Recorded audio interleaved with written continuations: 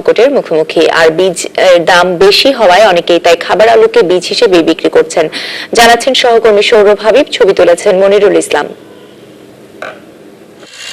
ধান কাটা শেষ হতেই চাষিরা আলুর জন্য জমি তৈরিতে ব্যস্ত।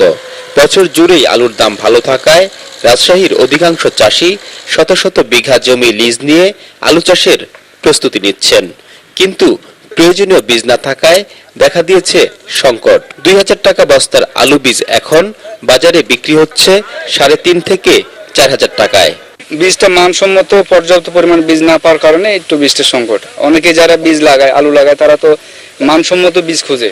আলুর কোল্ড স্টোরেজগুলোতে এখন চাষিদের বীজ নিতে তীব্র ভিড়। চাষিরা বলছেন আলু আবাদে লাভ হয়, কিন্তু তার জন্য আগে দরকার ভালো বীজ। হ্যাঁ, লাগানো বেড়েছে, তার জন্য আপনার বীজের সংকট হয়েছে। যা উৎপাদন হয়েছে খাওয়াতে বেশি লাগছে, মাল যখন সংকট হয় তখন তো একটু দাম বাড়ে। আলু বীজ কোম্পানিগুলো বলছে বন্যার কারণে সবজি নষ্ট হওয়ায় এবার আলুর উপর চাপ বেশি ছিল। তাছাড়া আবাদ বাড়ায় বীজের ঘাটতিও দেখা দিয়েছে।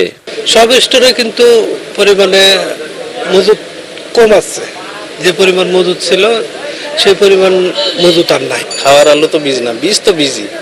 হয়তো কিছু অসাধু ব্যবসায়ী বা কিছু অসাধু কৃষক আছে, ওরা হয়তো আপনার এটা বীজ বলে অনেকে বেচছে, দামটা যেহেতু বৃদ্ধি পাইছে, কিন্তু কোনো কোম্পানি এরকম করে না। গত বছর রাজশাহীতে 40,000 হেক্টর জমিতে আলুর আবাদ হলেও এবার তা আরো বাড়বে। বেশি পরিমাণ আলু লাগানোর জন্য বেশি পরিমাণ বীজেরও প্রয়োজন হচ্ছে।